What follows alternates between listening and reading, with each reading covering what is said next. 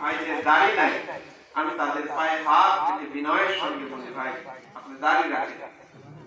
এই দাড়ি এমন একটা সুন্নত যে আমি যখন মারা যাব, জুব্বা টুপি পাগড়ি কোনো কিছু আমার সঙ্গে যাবে না, যাবে শুধুমাত্র 3 টুকরা 5 টুকরা সাদা কাপড়ের কাপড়।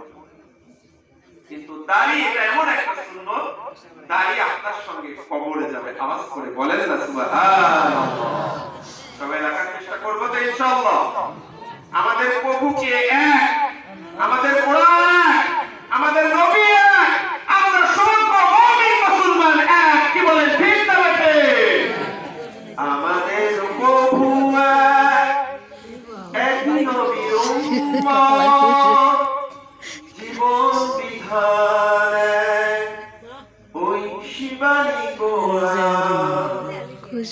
তবে কেন এক নও হে মুসলমান, এক করিয়া আহ্বান। আমরা প্রত্যেকটা মুমিন মুসলমান এক হব। প্রত্যেকটা মুমিন মুসলমান যখন এক হব, আমাদের উপরে কোন রকমের কোন জালিম তাগুত শক্তি আঘাত করতে পারবে। এখানে উপস্থিত হাউজিনে আমরা সবাই একতাবদ্ধ হব। যে কালেমা স্বীকার করছে লা ইলাহা ইল্লাল্লাহ মুহাম্মাদুর রাসূলুল্লাহ, সেই আমার ভাই সাল্লাল্লাহু আলাইহি ওয়াসাল্লাম।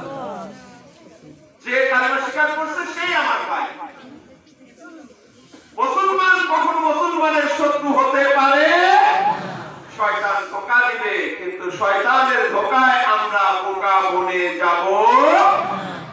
আমরা একজন মুসলমান আর একজন মুসলমানের ভাই, বিপদে আপদে সুখে দুঃখে সর্ব অবস্থায় আরেকজন মুমিন মুসলমানের জন্য আমার জীবনকে উৎসর্গ করে দেব। কি বলেন ঠিক না ঠিক?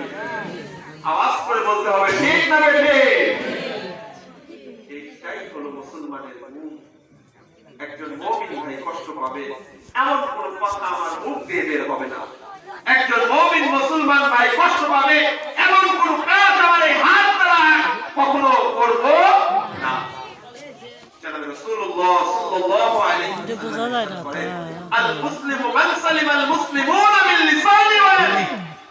তোমাদের মধ্যে প্রকৃত মুমিন মুসলমান সে আল মুসলিমু মান সালিমাল মুসলিমুনা মিন লিসানি। আমল করে আছে মাশাআল্লাহ।